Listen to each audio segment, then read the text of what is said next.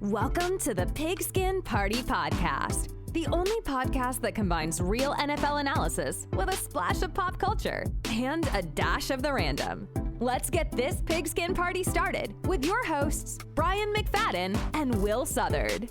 Welcome back to the PPP. It's time for the Flavor of the Week episode. My name is not Brian. My name is Will. Unfortunately, I am still here. Brian is still not here. I don't know what he's doing. He's probably playing mini golf or something. Although he's on the West Coast, and it's 6 o'clock in the morning where he is, so he's probably awake, like throwing around kettlebells or whatever the hell he does at 6 o'clock in the morning. Please subscribe wherever you're listening and watching this. Tell a friend. That's how we grow our Pigskin Party. Joining us as usual, kind of as a recurring guest all the time. We have Jeff. How you doing, Jeff? Doing good. Ready to talk about some fun things and some more NFL stuff. Are you energized from all your coffee? Are you adequately bathroomed? I think I'm back up to I don't know. The answer is no. I am not all the way there yet, but we're getting there. By the end of this episode, we'll be good to go. Maybe post palate cleanser, we'll be good to go. We'll see. Have you guys ever had those The Rock the energy drinks from The Rock, the Zoas? You know what I'm talking about?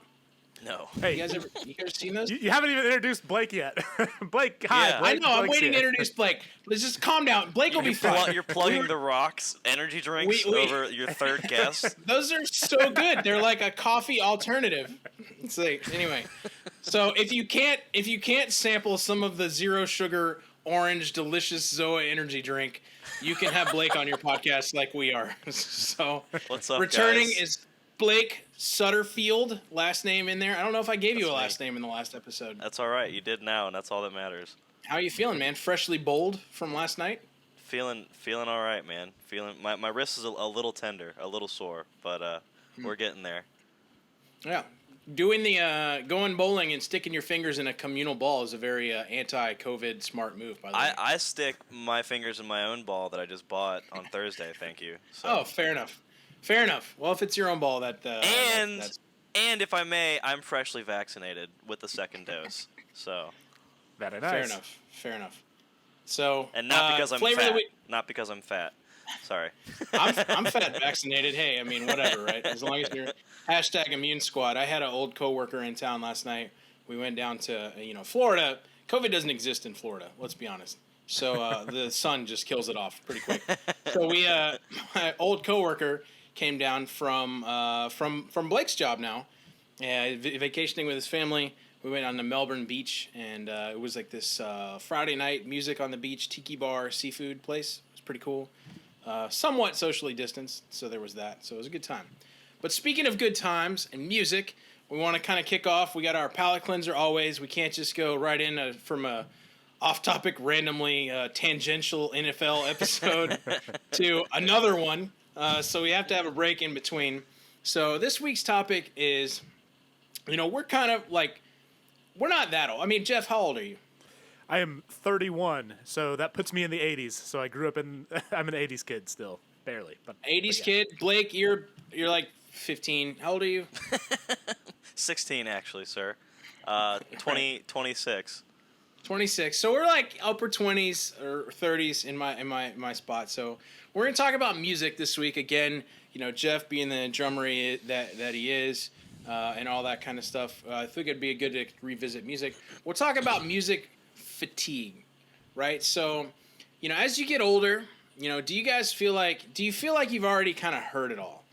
I know as like as a musician, when you make music, right, you've got the same sort of chords, you just arrange them in a different way and put a different rhythm to them, right? And you kind of, a lot of stuff with the emergence of Puff Daddy, right? This old stuff that's kind of made do. I mean, do you guys kind of just feel like sometimes you've sort of heard it all? I know I drive with the radio off a lot because of that. What do you think, Jeff? Yeah, I'll hop in. So I, as a person who loves music, I sure do listen to very, very little of it these days. So I thought it was very interesting when you brought that up. I don't know that I have had the radio on in my car for like it's been a hot minute. And actually, I have a funny story about that.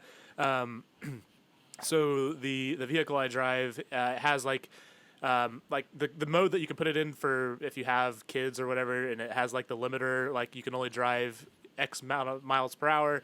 And another thing about that is you can only have the volume turned up to like a certain amount. Well, I did not realize Brother Mobile? I was just playing with some settings, and I enabled What is it? What is it? It's a Ford Escape. What kind of car is it? A Ford Escape. My wife got a new car, and I inherited her old car. What's their so it's license plate number? it's like, yeah, exactly. So it's like a 2013 Ford Escape. It was like, I don't know. It's like called My Key or something like that. Anyways, we had never got the second key to our car when we bought it. I promise there's a point to the story. So have one key, and I enabled that setting. Well, if you don't have the master key, you can't disable that setting. So currently my car cannot drive more than 80 miles per hour, which, whatever, probably shouldn't be driving faster than 80 miles per hour either. But it only goes up to it's like 33% volume, which is like not nearly enough to even hear anything. So, and that was like 2 years ago. You have to pay to like at the dealership. It's like $250 for them to fix it. And I'm like, screw it. I'm too cheap to do that. I'll do that maybe some point. But anyways, that happened. Yeah. A good while back. And I haven't missed it because I don't listen to the radio at all. And I just have AirPods in and listen to podcasts when I drive. And so but I do love music. I have growing up listening to lots and lots of 80s rock stuff, so lots of Queen, lots of AC/DC. So those will always be the thing that, like, if I'm going to listen to that, I'm probably going to lean toward old 80s stuff, but I don't do a whole lot. How about you, Blake? Yeah, I mean, in terms of, I catch myself, like, falling into, first of all, the whole radio thing. I don't know if you guys, we have this local channel called XL 102, which is now Alt 102. And as soon as it changed to Alt anything, I was just like, you've got to be kidding me, man. And at first, they were very blasphemous in taking the name XL 102, which was like the old, like, rock, metal name. And then they started playing stuff like, Cardi B and all these other random, like, things they're fitting into Alt. And I was just like, what is happening? And even now, I find myself like trying to branch out to like listen to crappy music to see like if there is anything that is redeemable that I actually enjoy. But like for the most part, I mean, like I've recently learned that you really have to listen to bad music in order to like find to sift through it to find those diamonds in the rough kind of thing. But yeah, like you listen to the radio on any station and you just seem to hear like the same 5 songs over and over again, and it's so tiring. So yeah, I mean, so a lot of people now, like when you're a kid, right? I remember you got to have like the right time to listen to music. There are some people who are listening to this show, right? Maybe one of the 4 at least, that when you're at home and you're like doing stuff, right, you have your stereo that you play music. Some people do that. I'm not one of those like at home stereo playing people, but some people do that stuff. Some people do it when they run. You got the music in at the gym or you run, right? So there's that. I do that occasionally. I've actually tried to stop doing that because I found that can be kind of addicting. So like, you would feel like if you don't have your music or it's not the right song, you don't have the right sort of like intensity about your workout. Right. Yeah, and it's absolutely. sort of better if you can like wean yourself off that. So I've tried to kind of get away from that. I've always been a car music person, right? And that was like my time to listen. And that is the only time now that I actually listen to music is in my car. But it's the same kind of thing, where you're in there and like you just try to, it's odd. And maybe that's a thing of life. As you get older, you just have less opportunity to just be mindless and listen to music. It might you be one of realize those everything things. sounds like garbage. Well, there's there's that that. South Park where I don't know if you guys have seen that episode of South Park where Stan starts becoming depressed and everybody like every time he looks at somebody it's just somebody making like a fart sound because everything just sounds like crap. It's hilarious. Like Charlie Brown's teacher. Yeah. Yeah. But instead it's Well, there's that. Yeah, well, there's that too, right? I mean, like, so I don't know what you guys, there's podcasts too. Like, podcasts are bigger now than they were when we were kids, right? So, like, when I'm on the road, part of what I want to do is, like, hear an interesting conversation. Usually it's Rogan, right? Between Rogan and whoever he's had on. So I don't know if you guys... Jocko. I don't know if you guys listen to, like, for instance, you know who Marcus Luttrell is? The old Yes, SEAL? dude, yes. I'm the one who Jeff, told you to listen to that, Who man. is it? Marcus Luttrell, you know that the Mark Wahlberg movie, Lone Survivor? Oh, yeah. So that movie's based on his experience. Gotcha. So he had him on the podcast, and Joe Rogan has a lot of people. I think it's a daily show. I mean, I think. Maybe not daily, but it's a lot. He has a lot of people on there. And I scrolled in the names of people in Rogan's podcast, and I'm like, nah, I don't care about that. Don't know who they are. Don't know who they are. But occasionally I'll find one I'm like, I want to hear that conversation. Like when he has Elon on, or Jocko, or this, like, Marcus Luttrell dude. And it's so interesting to hear, like, the life perspective and the experience perspective of people that you are interested in, right? And so I'm not going to go into a thing about podcasts and how good they are, but I will say that, as you get older, I think you're more interested in those kind of things than hearing, like, Highway to Hell for the 400th followed time. by Foo Fighters' Everlong. Right, which is the only song ever played on any Foo Fight. Oh my God, the Foo Fighters. Talk about most overrated. And somehow they're played on classic rock stations and rock stations at the same time because they fit that category now. I love Foo Fighters. I guess that could be my band. Anyway, before we get off topic, sorry, continue. We'll get to that in a little bit. So that's what we're gonna. A little bit about that is So what's a band you absolutely love, but when you do listen to music, you don't play them anymore because A, you've either heard them so much and you don't want to, like, continue to spoil it for yourself. Like, you get a number of uses in a song and you don't want to, like, use them up before you hate it, or I'll just leave it at that. So what's a band that you like love so much that you just don't play because you don't want to ruin it? So I'll go first. I think I'm immune to having music ruined, honestly. And I'll tell you why. And here's the anecdote I was going to share earlier. I'm glad I waited till now.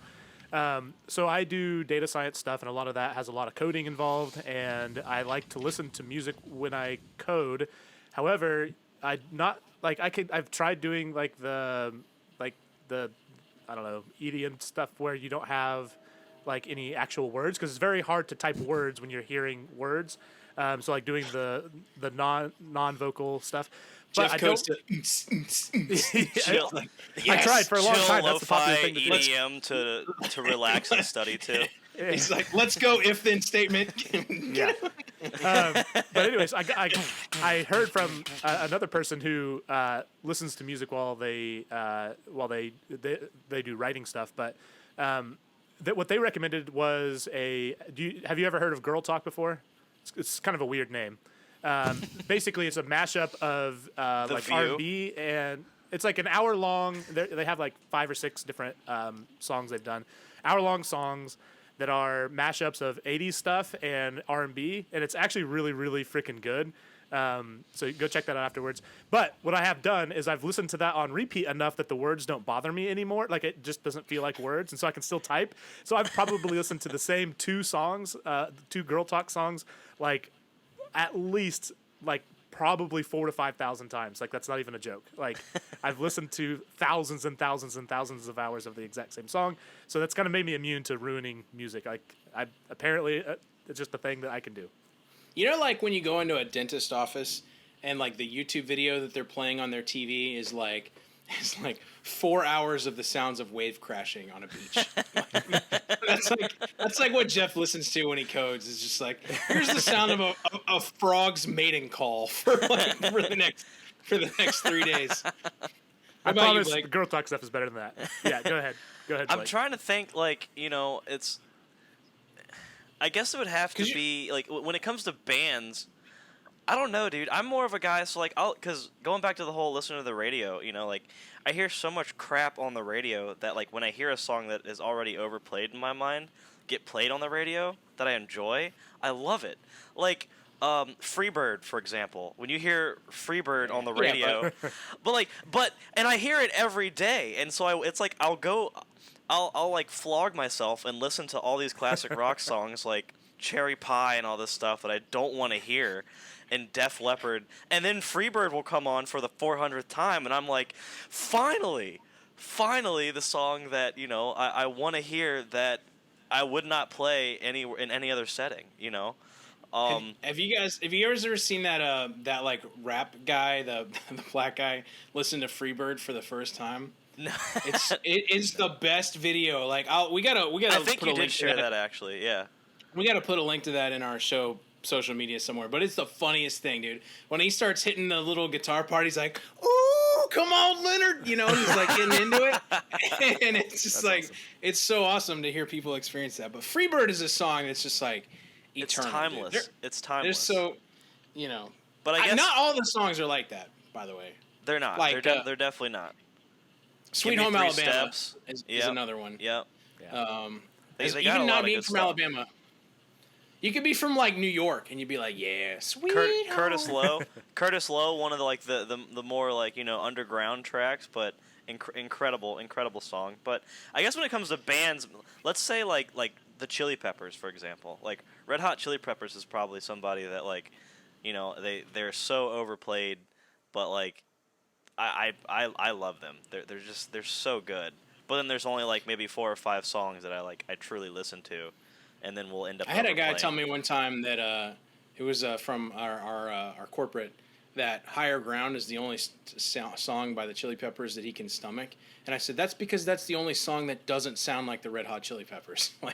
You picked the one song that like That's lies outside blasphemous, their core Danny California riff. But for me it's Tool, right? Like I love Tool. Like I have a tattoo of Lateralis graphic that's pretty cool. It's not the logo obviously, but it's a so huge Tool fan. I got a signed picture of Maynard behind my computer.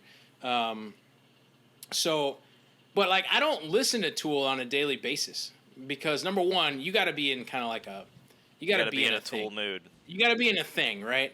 For a lot of their stuff. But then number two is just like I don't want to overplay it. Like I've heard Tool so much. I've seen them in concert 6 times, back to back once. I traveled from one city to another. Nice. So like I just don't want to like ruin it for me. So I have to like meter my Tool exposure. And there's also this thing, I write music a lot on my guitar and stuff. And I noticed that a lot of what I was writing was way too heavily like Tool influenced.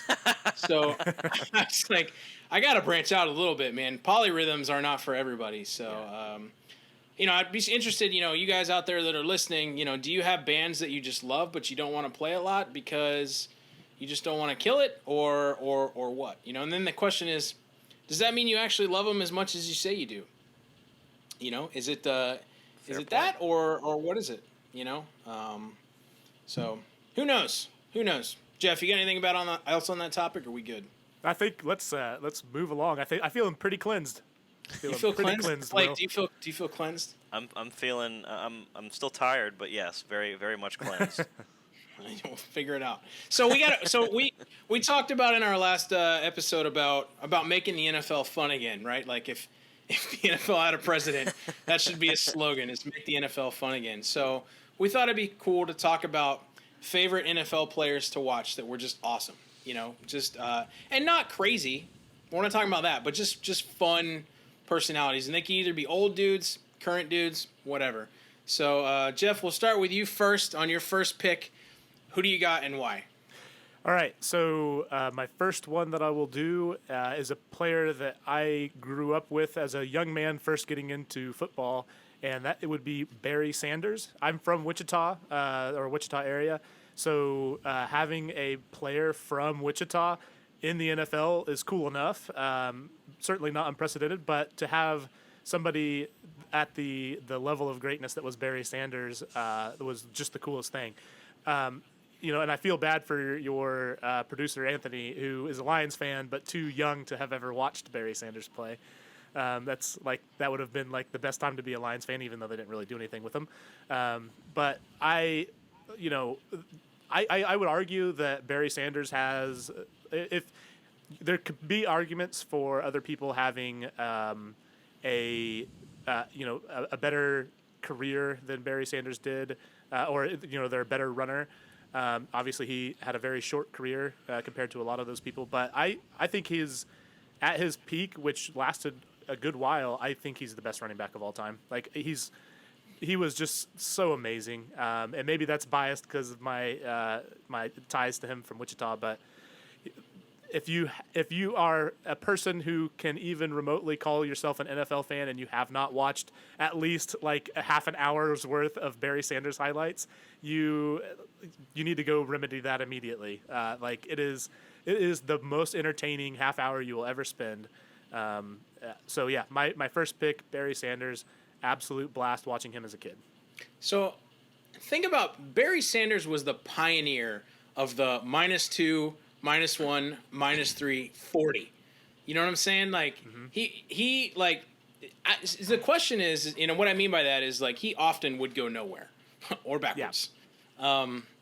But when he did go, he friggin' went, right? And he was one of the most elusive, shifty dudes ever, 100% agree. Not a Lions fan, but if you have to pick one, I think you have to either pick him or Megatron, for sure. If you're gonna have to, if you're drafting like a Lions team, that was awesome, dude. I mean, I was a Emmitt Smith fan back in the day, but you can't deny the talent that guy had. I mean, Blake, did you ever see any of old Barry? No. Old Bear? No, I mean, and unfortunately, I was going to say this too when it came to be my turn. I've only started watching the NFL within the past 6 to 7 years. So there's a lot of old guys that I've missed out on that were the greats. I got to watch highlights. Go watch some Barry Sanders highlights. I've seen Peterson at the end of his career. That doesn't count. The question though about Barry Sanders is, Jeff, do you think he could recreate that career in today's NFL with the speed of defenses? I genuinely think so. I think that is a generational transcending talent that he had. I mean, you mentioned it. He was such a creative runner, and I think that absolutely. I mean, maybe it wouldn't be as historic, but he would still be great in today's NFL. Defenses are a little bit more prepared for the creative run style that he had than they were, back then. So I think so. Perhaps maybe not. Maybe it'd be just dialed down just a tiny bit, but a great talent like that vision transcends just, the generation that he was in. It's hard to even find comps to Barry Sanders. You know what I mean? Like that shift. I mean, like my first thought would be kind of, and this is not a good, somebody who's watching this is going to like crucify me for this comparison, but like you think about like height of his game, Le'Veon Bell. I was literally, yeah, that is probably the closest to the style of runner. The very, very patient, waiting to look for that angle to cut back. I mean, which is crazy how quickly, but like that goes to show you, like Le'Veon Bell is now nothing. It was the tiniest little 2-3 years there or however long, and now he's a journeyman. So, yeah, it is hard to find a comparison to Barry though. Yeah, for sure. Cool. All right, so let's go to Blake. Blake, give me a player that you really enjoy. All right. So hear me out. In your 6 years of watching football. Yeah. So I've never really I guess I did get to see Le'Veon Bell. That was cool. Not who my pick is, right? I was able to see, Michael Vick a couple games, before I actually fell into NFL, but not my pick. The old school guys that I really enjoyed watching, and this is because of their murder documentaries. O.J. Simpson, Made in America, is probably like the best documentary ever, right? Strictly because the highlights that they show at the beginning of his career are just incredible. The Thanksgiving game where he ran 273 yards against the Lions, that was at that point that was record-setting, unheard of. He had 29 attempts, 273 yards, and 2 touchdowns. the man rushed 2,000 yards in a season, and it was just like absolutely mind-blowing stuff. So, yes, he did go on to, horribly murder people. That's very unfortunate, right?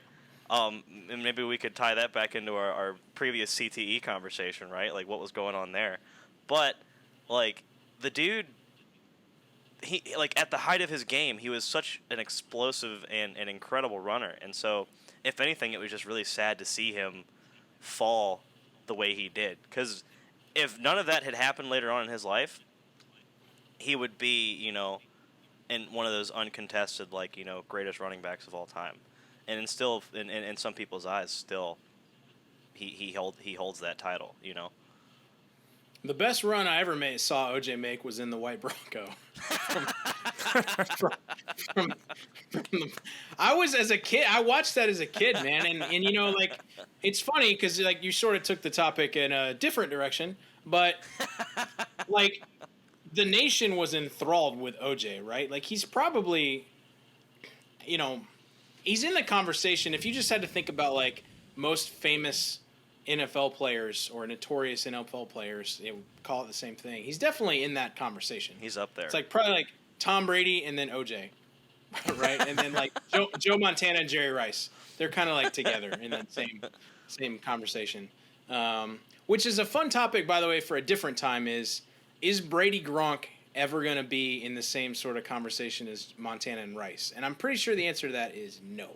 I'm not sure what wide receiver quarterback duo would ever be in that sort of discussion, even though stats wise there are,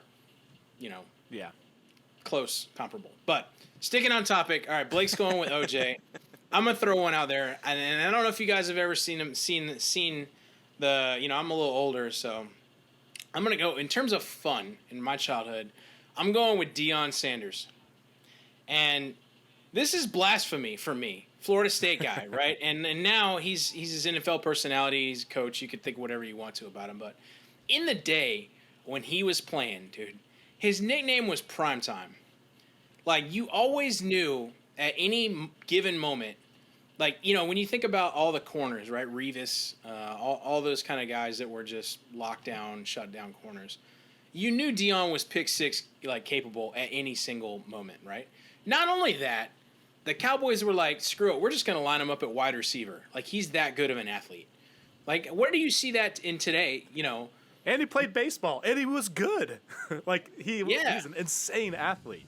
Yeah. So when you talk about, like, fun NFL, like, personalities with talent who don't murder people, Blake, that we know of anyway, I think you have a hard time like finding somebody more of that than Dion back in the day. Because like, did you guys hear the story about Dion's draft? Mm-mm. Do you know what happened to him? So he was preparing for the draft, right? And the Giants wanted to bring him in for a pre-draft interview. You know how they normally do, right?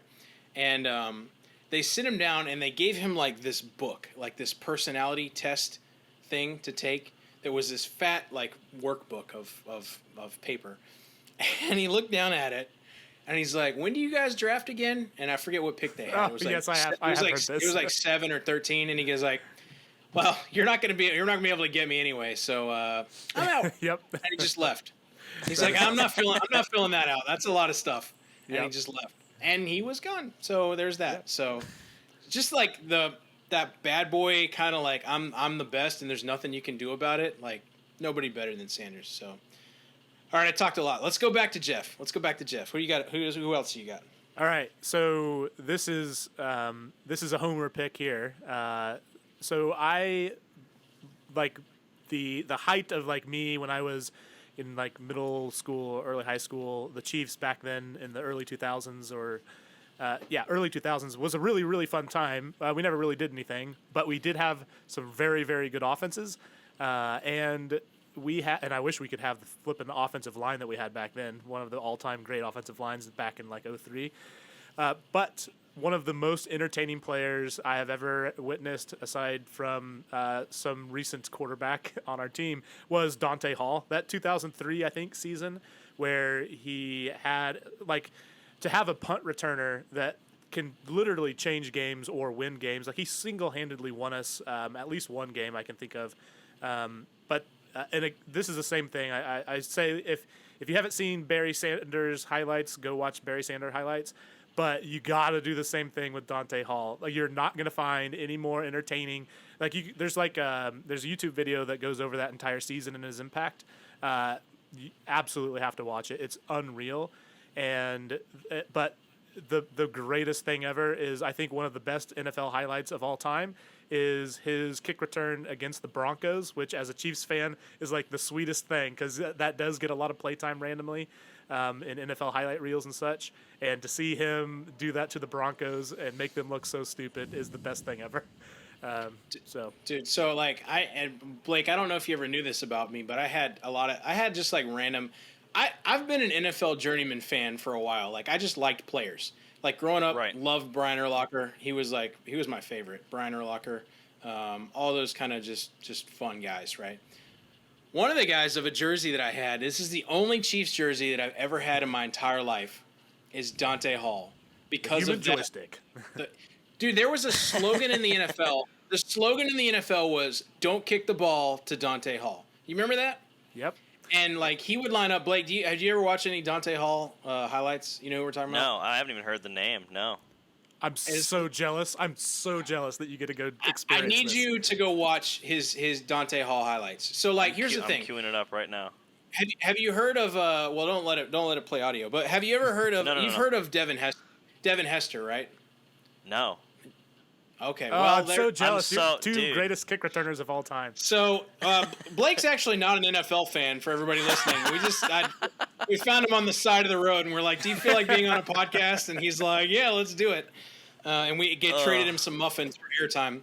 But anyway, so one of the things is like people compare Devin Hester to Dante Hall, and I don't think there's any question that over the long haul, Hester had a better collaborative amount of work. But when you look at, like, there was just a period of time, to Jeff's point, where Dante Hall was the most electric SOB in the NFL. Like, teams finally just said, screw it, and just punted the ball out of bounds. Like, they just, because you knew you were screwed if he got the ball. It really was. Like, I don't know if there is a metric out there to show the number of times a team's kicked the ball out of bounds, but it was significant, which like, it was always so frustrating because I'm like, please just kick him the dang ball. Like, get that in his hands. Because, like, he really never did anything super impressive as a wide receiver. Like, no.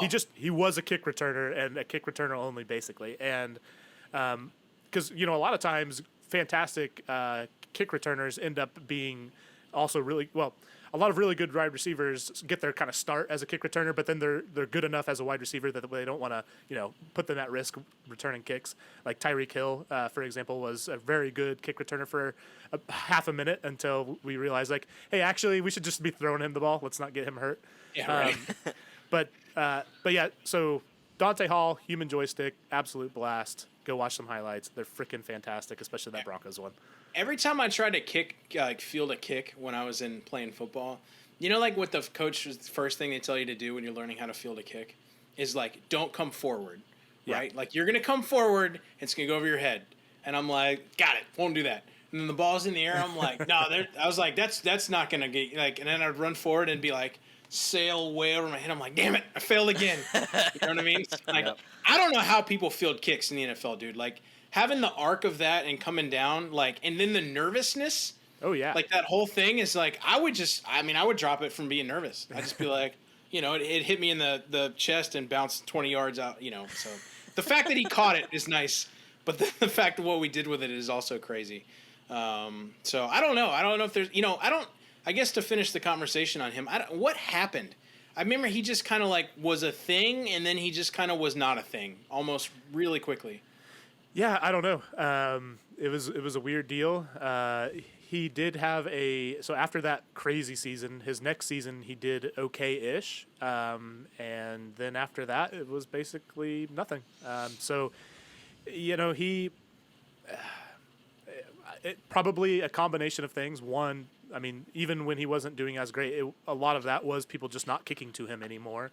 And I don't know. I think once people really figure you out a bit, and they spend a disproportionate, because that one season, like, he didn't really have a whole lot of work before that at all to like prep against, but like, he definitely gave them a lot of film to look at over that year, and so I would imagine just people spending more time prepping, and I don't know, but I guess that same thing didn't hold true with Hester. I mean, Hester was good for many years. I don't know how many seasons it would have been, but he was already considered to be, everybody knew who Devin Hester was, and then in the freaking Super Bowl, returns the opening kickoff for a touchdown, and darn well they spent a ton of time preparing for him. So I don't know, but yeah, he fell off the face of the NFL public. He's off the team a couple of years after that, and that was it. I love those like super super fast guys, and they're not like always that good in the NFL. So I don't know. You guys probably don't know, but Florida, back on that, those years when they were making their runs, they had a guy named Jeff Demps. You guys ever heard that name before? Nope. So Jeff Demps was a track star, small guy. He ran. So Chris Johnson was the fastest guy at the combine, right? Had run a 4.24 40. Jeff Demps ran a 4.23 40, but it wasn't at the combine. So he's lightning. And at Florida, he was awesome because, when he got in the open field, he was just done. Kind of like Tyrek Hill, right? When Tyrek Hill gets in the open field, you're like, well, like players just stop. You know what I mean? Like, that's the thing. Like, in the NFL, like, if you let Tyreek up the seam and he catches the ball, you watch safeties, they just kind of, like, jog, and they're like, well, little bastard. The classic video of what throw is up it? the deuce. Throw up the deuce. When Tyreek Hill catches up to Damian Williams, that's probably one of the I was telling Will funniest about. videos I was ever mentioning seen. that. Yeah, it is ridiculous. That guy is crazy. Yeah. I love little speedsters when they do well. And the crazy thing, and this is not a topic that we're going to get into here because Jeff will just go and talk about it forever, is like how good Tyreek Hill has emerged as a wide receiver. Like, he's not just a gadget, fast guy. He's been able to kind of translate that into actually being a good wide receiver with football Jesus on the other side. Yeah, we can't get into this because I can talk about it probably for forever. I know. It's a whole other topic. It's okay. So we're going to roll on. Oh wait, I don't get another player. No, you do. We're going to roll on to sweet. you. Oh, sick. Please don't name him. Please, somebody who actually played football and is known for that. Not like Go. Aaron Hernandez. Oh. Yeah, don't name Aaron Hernandez. I love Aaron Hernandez, but don't name Aaron Hernandez. I was racking my brain because again, this is something that like I'm so new to the NFL landscape that I couldn't really think of could be anybody current players where I grew too. up. Well, check this out. So it dawned on me that I was able to see probably one of the finest games from this guy, Jamal Charles, the game where he played against the Raiders, which is also known as the 5 touchdown Jamalocost, game, where he ties the franchise record for 5 touchdowns. Did you just say the Jamalocost? The Jamalocost, yes. I don't think Yes. it was known as that. I think Jeff, have you ever heard this? I think he's right. Yeah, it was an earlier time. Yes. Right. It was much less PC. But Okay. But literally within the first 10 seconds, the first play, Alex Smith throws a 49-yard bomb to Jamal Charles to kick off the game against the Raiders. Like, it was just, and then from then on he proceeds to it's like a 200-something yard game with, again, 5 touchdowns. Like, it was probably one of the craziest things I had ever seen, and I wasn't able to appreciate it because I didn't realize what I was watching. Like, I just thought, oh, this guy's a superstar. This is what it is, But it was a very fantastic thing to see, and probably one of my other most favorite highlights to kind of go back and revisit. And then man, this is just subsequently great after as a that, Chiefs Jamal fan, Charles man. just kinda, I did. Like, yeah, why I did you just have to do realized that. Yeah, there are so many Chiefs that we have discussed today. I appreciate But this. yeah, I yeah. remember Jamal Charles. But then he left the Chiefs, and what did he do? and he crap the bed, Yeah, right. So He was fun, dude. He was super. He got hurt. While it lasted, he was fun while it lasted. I mean, everybody forgets about this, but like, it was not that long ago that Alvin Kamara went for 6 touchdowns in a single game. Yeah. Too. Yeah. Yeah. Like, that was pretty crazy. Well, and I then, did not expect you to come out with the Jamal Charles. I'll be honest. Hey man, I'll take you know, it. it was kind of under the same vein. Remember, well, and this is, you know, sorry to still be on the Chiefs again, but when we were watching Tyrek Hill, when we both chose Tyrek Hill to try to pretty much carry us into the finals for our fantasy season. And you texted me like, oh my God, he has 2 touchdowns. I'm like, is he going to break 200 yards today? And literally right after that gets like another 80-yard touchdown. So for everybody who doesn't know, Blake and I were in the same season-long FanDuel league. And this year, you know, this game, Blake was vying for a spot. I was sitting comfortable. Well, I think I was in like second or third at the time. But we were the only 2 that spin up for Tyrek Hill in this game, and it was against the Bucks. And right, I think it was the Bucks. It was the Bucks. Yep, and we were the only ones. And like I looked at it and I was like, I don't know, man. And then like, you know, that first quarter happened, and I'm like, oh my God, like, did I hit the lottery? Like, is this the day? You know what I mean? Mind you, he had 25 points, and that was like fine. It was like, okay, cool, we've done it. Yeah, that was a good game. And it's like, no, that's the first quarter. Yeah. He ended that game with, I think, 50 FanDuel points, which is a ridiculous amount of points. So anyway, that was probably the most enjoyment I've ever had watching a player shred a team that I care about. Is, Tyrek. So, Will, do you have a non-chief you would like to submit? Non-chief player? I do. So this is one of the guys that I just absolutely loved watching this dude play. Not even a fan of the team at the time or teams that he was on, but you got to give it to Randy Moss, man. Yeah. Like Randy Moss, just in the history of the NFL. I mean, if Tom Brady died or he wasn't a thing, like Randy Moss would probably be one of my favorite players of all time. Because how fun is it to say he got mossed? You still hear that. Yeah. Right? Yeah. Like yeah. he got mossed, right? And everybody knows what that means. Yeah, exactly, dude. And I just think when you look at like his body of work, how freaking dominant he was, how fast just everything. And then that year he did play, with the Patriots. Dude, I don't know. I mean, Jeff, how do you feel about old Randy? Oh man, even as a Viking. Yeah, he won me a lot of fantasy games as well back in the day. I loved watching Randy Moss. I think his little halftime flip where it, like ran the impromptu, like it was like going right into half. I don't know if you remember this game. You should go watch the highlight. I can't remember who it was against, but if you look, Randy Moss halftime lateral or something. But he's getting tackled and he's like going backwards. This is great if you're just listening on the podcast. You can't see, but he like just as he's getting tackled, he flips it over his head.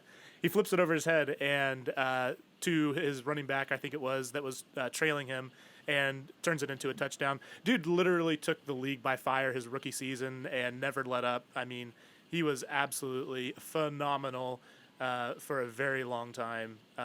Absolute blast to watch. He made the Vikings fun to watch, so that's saying something. So do you remember, I don't know if you remember this, but I think this was Thanksgiving Day maybe. But there was a game, and he scores a touchdown, and he turns around and pulls his pants down and moons the crowd. And it was Joe Buck and Troy Aikman, and I believe, I know it was Joe Buck. I don't know if it was Troy Aikman. I think it was, but it was Joe Buck. And he goes, "Oh, just a disgusting act by Randy Moss." It's like Joe Buck got so mad at that. Just a disgusting it was so funny, dude. Like, you know what I'm talking about. Like, just look up disgusting act by Randy Moss, and you'll find like one of the best like touchdown celebrations of all time. It was great, and that is the sort of stuff that I loved. Like, that was so freaking awesome. And yeah, NFL, you need to allow that sort of stuff to happen. Well, let's talk about. So that's our last thing today. Is like, so Randy Moss was kind of sort of like the OG of this group, right? Like, you've got your Chad Johnson, Chad Ochocinco, which we're never going to see that again, right? Like, the fact that like dude wanted to write Ochocinco on his jersey, the NFL was like, nope, and he's like, okay, I'm going to change my name, and then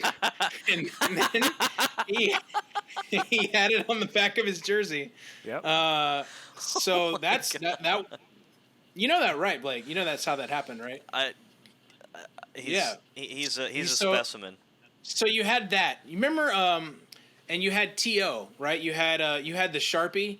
Remember when he hid the Sharpie in his sock, and then he scored Was it the his sock touchdown? or was it like on the goalpost? It was both. Yeah. I think it was his sock and the goalpost.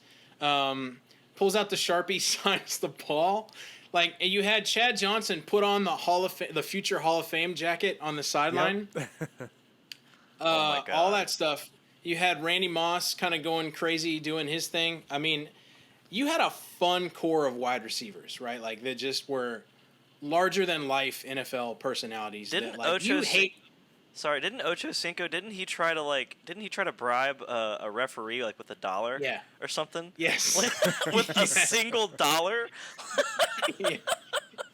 Yes, that's the thing, right? Is you had this core of players that were like dominant, but like larger than life, fun personalities that whether you hated them or you loved them, like they made the game better, right? And how does that? I mean, do we have that in today's game? And I'll throw that out to you guys. I mean, I'll put a name out there to kind of start the conversation, but like Justin Jefferson, right? The wide receiver phenom for the Vikings. He's got what's that dance called? The TikTok dance? No, it's like the Grady, you know what I'm talking about. It's what they all started doing. I know exactly what you're talking about. I can't remember what it's called though. Man, I can't remember the dance, but but anyway, like that's the one that kind of comes to mind with like carrying along fun gritty. It's the gritty. That's what Gritty. it's called. Yeah. Now everybody in the NFL is doing it. He took it from like I think some high schooler and stole it from him and made it popular. But what do you think, Jeff? I mean, do you think that torch is still carried today, and if so, by who? No, I mean that would probably be maybe one of the closest ones. And I would say the closest that we've had post the Chad Johnson T.O. Moss era was Megatron, but not on a personality side. Like, but from a dominant had that moxie, huge dude, huge wingspan, like always hyped up. Like I remember watching his games, and they'd always have like his wingspan statistics and stuff like that, and like kind of seen as like kind of a just this. You know what I want them to do on some of these?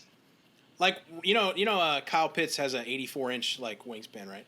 I want them when they like put on a game and they want to do that, rather than just getting the number. I want them just to put up the guy's face and then just put up a picture and just say virtual pterodactyl. And just have like a picture of the big bird with its wings and just see what the NFL crowd would do. Right? You know what I mean? Like you don't even like make it a thing. You just put it on there and it's just like Kyle Pitts virtual pterodactyl. And people are now, like, what? Not that's something, Will. But no, I think the closest though that we do have in general is the torch being carried now by Kelsey and Kittle. I think it's moved to the tight ends. They are both big personalities and both extremely dominant players. So I think if you want to allow a tight end torch as a potential alternative, I think that's the closest that we have to the trio of wide receivers. I mean, off the field, carrying that tight end theme, Gronk. Certainly. Oh, larger than Gronk, life, dude. I'm literally so sorry I've offended you. But yes, Gronk, obviously, yeah. So we have the three tight ends. But Gronk on the field is not really, though. Gronk on the field is pretty calm. And I mean, like, that's because he played a lot of his career in, the New England, where if you smile, they will flog you with a cat of nine tails until you bleed and die. So, like, he had to be a little muted, a little more fun in Tampa. But still, so off the field, but yeah, I think it could count though. I think those three they count enough. I mean, Gronk, his games and he has the big spike that he does at the every touchdown always, and like I don't know, it's as much as you can do under Belichick, but yeah, the three tight ends is the closest we have. Sorry, shut up. It's early, well, Will. You got you know what you think about like what. Those guys weren't even on those dominant of teams, right? Like Tyrek Hill does that a little bit. He's got that bad boy thing. He's got the deuces, right, which is pretty famous now. and he got deuced in the face by Antoine Winfield, by the way, in the Super Bowl, which Oh, was I don't know. probably Don't remember that. which is probably the best like petty comeback thing of all time in the NFL, by the way. Oh, Like, it is a throwing really good that one, dude- and it made me upset. I can only imagine what that did to Tyreek. That had to I don't know. That was rough. Crush his soul. Oh yeah, that was a yeah, good but one. you can do that when you're on a dominant offense like that. You know what I mean? Like Mahomes doesn't. He tries to play it, cool because he has yep. to. Yep, Tom Brady Jr. But Tyreek and Kelsey, I mean, they gotta go crazy. So I don't know, Blake. I mean, who do you think anybody kind of is like that? Next tier of person, or do you think that's over in the league? Well, and are we talking about fun, or are we just talking about like overall talent? Larger than life, just like fun. irreverent, like So I play the game, but like the game doesn't play me, kind of deal. So like, this is a little bit off topic, but hear me out. Have you guys heard of this kid Cortez Lewis? No. So Nope. he's an alumni from Wake Forest, and he's currently entering the combine. But if you just look up Cortez Lewis handshakes, it's probably one of the finest videos of all time. The man, like, he walks up to he has like hundreds of thousands of these handshakes where he literally walks up to every individual player, and they all just have a handshake that he created with them. And so like it started off as like just kind of like him and one of his buddies, and they did this cool handshake, and then somebody else saw it, and then like the reason he went viral is because like one of his like coaches followed him around the locker room and captured him, like literally it's just a line of the whole team. Like, you know how like, teams at the end of a game, like they'll line up on either side and give each other like, good game.